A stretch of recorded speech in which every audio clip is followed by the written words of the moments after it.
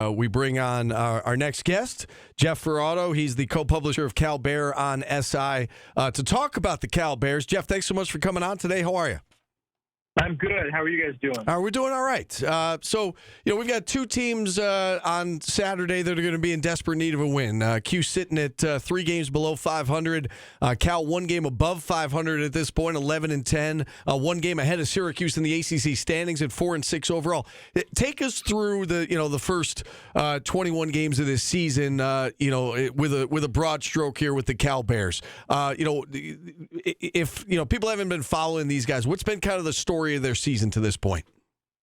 Well, Mark Madsen, in his second year as coach, sort of restarted the whole program. He brought in all new guys this year. And Andrei Stojakovic, who's a transfer from Stanford, has played great. He was leading the conference in scoring briefly. But he's missed the last 3 games with injury. He's got a hip problem. And then on Wednesday, they didn't have their starting center, Matty Sissoko, who's been playing great lately. I think the last 4 games averaging about 11.5 and 9 rebounds. And he's out with concussion protocol. He could be back Saturday. I don't know about Stojakovic, the hip thing.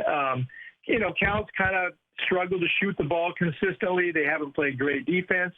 They rebounded really well until the other day in the SMU game when they didn't have Sissoko and they got kind of hammered on the boards. They also lost early in the season for the season a starting forward, B.J. Omat, who was averaging about 11 points a game.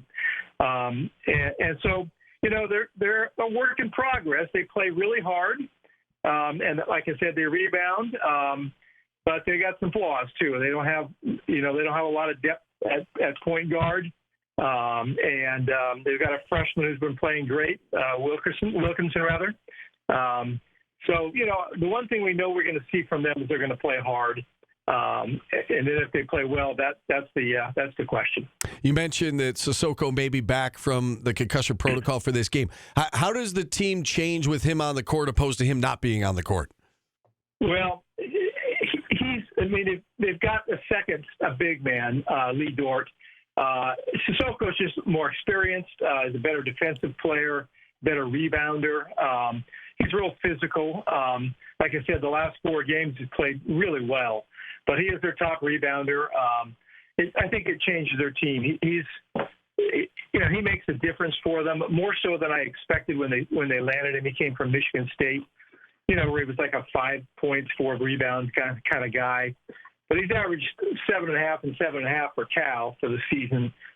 He's been important. So we don't know if he's coming back, but I'm just taking a guess there's a shot at it. We were just talking about with the Stanford game. Syracuse played Stanford, of course, on Wednesday, and we were talking about the having to go out west and how much that favors the opponent. And I'm sure that when Cal and Stanford are traveling east, it favors the the East Coast team. Stanford had yet to lose a game. I believe they've yet to lose a game this season against a team from a different time zone. And I know that Cal's had a lot of success as well. I think the one team that they lost to at home from the East Coast was NC State, if I'm not mistaken. Can you speak to that home court advantage and what that means for Cal and Stanford and now in this new conference, how you've kind of seen it play out on the court this year? Well, I think it does favor them when they're at home. But the important thing to remember, a coach came through a couple of weeks ago. I can't remember which one it was. And he was kind of grousing about the new travel in the ACC having to come all the way across the country. And then somebody pointed out to him that he has to do it once. Sure. And Stanford and Cal are doing it 4 times each. Plus, they had a trip this week to Dallas for SMU. So, it's a pain for everybody, and it's exhausting. It's a long trip, and, I think Cal and Stanford are trying to figure out how to make it work. They take charters, and so that helps a little bit. But Cal had a charter that had a delay on the way home recently, about 3 hours for some sort of a staff problem. And they ended up getting home at 1 in the morning or 2 in the morning anyway. And so, it's going to be a problem as long as this is the arrangement. And as much as it's a problem for the East Coast teams, it's a much bigger deal for the two Bay Area schools. Yeah, absolutely. And that was why I was bringing it up. I know it goes both ways. And I guess, you've experienced it firsthand, and you see it firsthand night in and night out. We just got a taste of it on Wednesday, kind of what it looks like. And I don't think it was a coincidence. Syracuse has struggled with slow starts, but, they fell behind 25-2. And I would have to imagine that factored into it to some degree. Do you find that when Cal is coming east, how does that issue rear its ugly head? Is it slow starts? Is it, lack of energy, or, I don't want to say lack of effort, because I know guys are always trying, but, can you tangibly see it, I guess, on the court, whether it's the opponent coming west or, your Cal Bears coming east? How does it kind of look during the game? Can you see the fatigue, I guess, in the players during a game? Well, they've only had one game all year where Madsen thought their effort was poor. So that's not been the issue. The issue has been shooting, and he says that, they're coming up short on their shots on their last road trip. He says, I got to figure this out. We got to figure out how we maybe have shorter practices or shorter walkthroughs, or, he's just, kind of trying to grab at different ideas to see if they can fix it. That's been a problem for them. They haven't shot the ball consistently well all year, but on the road it's been a little bit worse. And so I think, that's how it's manifested itself with them. And I can't speak for Stanford, but I just know that they're not quite the same team after traveling for 5.5 hours, and the 3 time zones. And that makes sense. And it's the same thing. I'm sure that Syracuse was impacted by it the other day at Stanford. It's not like Stanford's a big home court advantage. Right. I mean, they got the worst attendance in the conference. Cal's next worst, but Cal's actually better than it was a couple years ago when the program was abysmal. They went 3-27 the year before Madsen took over, and people had stopped caring at that point. But you go to Stanford and you're playing in front of 3,000 or 4,000 people, and so how they play is on them, not on the crowd. Sure, yeah, and I think we saw that. And to their credit, Syracuse did show some fight and come back, but you can't dig yourself a 23-point deficit and expect to win. They ended up losing by 9, and again, they go into this game. there is a sense of urgency with Syracuse, no doubt.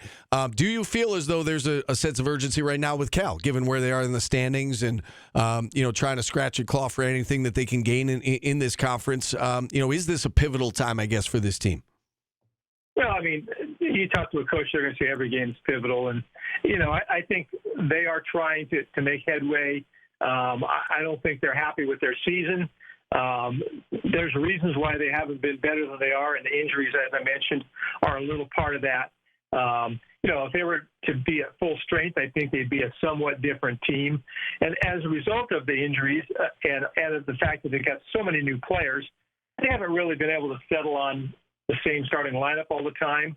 And they've got guys who contribute and play hard. I think they're determined to be better than they are. And, this is an opportunity for Cal to win. I think Syracuse only won one road game all year. Yep, that's right. Cal's 9-3 at home, so they played pretty well at home. So we'll see. I think they'll come out looking like a team that really wants to win. It's just a question of whether they play well. Yeah, it's funny. I see some comments in our chat section while we're doing the show about it. Almost sounds like you're describing Syracuse, and in some ways it does, right? With they're not happy with where they are. They've been suffered through some injuries. They haven't been whole. They're probably better than their record would indicate. All of that kind of stuff. When you look at Syracuse getting ready for this to call this game, what stands out to you? They've obviously, they went 7 games without J.J. Starling. Now Donnie Freeman's been out. They've had some hiccups along the way, and certainly not living up to the standard that SU fans expect year in and year out. What stands out to you about this Syracuse squad that you're going to see tomorrow? Well, the little amount I've looked at them, Starling is the guy who obviously can score a lot of points, but he hasn't shot the ball well lately. I think he's had one good shooting game in his last 4. He was 3 for 16 at Stanford. And I think I looked it up, the last 5 games shooting about 36% from the field. Obviously, he's going to have to be better than that for them to win. And he very well could be. Cal's going to have to rebound the ball against them. If they can do that, it looks like Syracuse pretty decent rebounding team. Both teams shoot the ball poorly. Both of them defend the shot poorly. Both of them seem to have some turnover issues. Cal's turnover issues have been kind of sporadic. At times they look really good, controlling the ball. Other times they give it up too much. So, yeah, I think those are keys for Cal. All right. And along those lines, I was going to ask you my last question just in terms of how you expect this game to play itself out and from a Cal perspective, what they need to do well to win. I know you touched on it just there, but, how do you expect this game to play itself out tomorrow night? Well, some of that depends on who's playing for Cal. Again, I'll be a little surprised if Stojakovic plays, and I won't be surprised if Sissoko is back. I barely mentioned Jeremiah Wilkinson, the freshman for Cal. He's been really good. He had 30 points in their overtime win against Miami, and he's averaging like 13 a game. At one point, he was the leading scorer in the nation among freshmen who had never started a game, which is a strange little category. But he's now started the past 3 games, I guess, and he's left-handed. He goes to his left hard. Opponents haven't seemed to figure that out.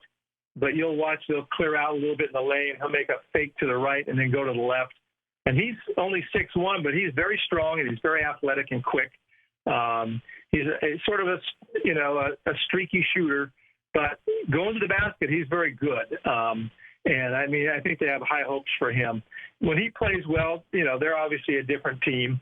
And when they've had him and Stojakovic on the court together, now they've got 2 legitimate scoring threats. The other guards, in particular, the point guard, Jovan Blackshear Jr., has just not shot the ball well. He's really small. He's 5'11", and when he doesn't shoot the ball well, he sometimes continues to shoot it too much, and that's a problem for him. He's really their only true point guard, and so they've sort of had to live with that. When he's shooting it well, then all of a sudden they're a little bit different. But he's about 34% for the season, so it's not something they can count on. All right, Jeff. Great stuff. We appreciate the insight. Thanks so much for coming on. You're welcome. Have a great day. All right, you as well. As Jeff Faraudo joins us here on the show, Cal getting set to open up a 3-game homestand. They've got Syracuse tomorrow. They've got NC State on Wednesday, and then the 4th best team in the ACC, Wake Forest, will go out to Berkeley next Saturday. We'll take a time out here on the show. 315-437-7644. Somebody took his a-hole pills today, I see. Just poking the bear, Paulie, that's all. Phone lines open the rest of the way. We're back after this.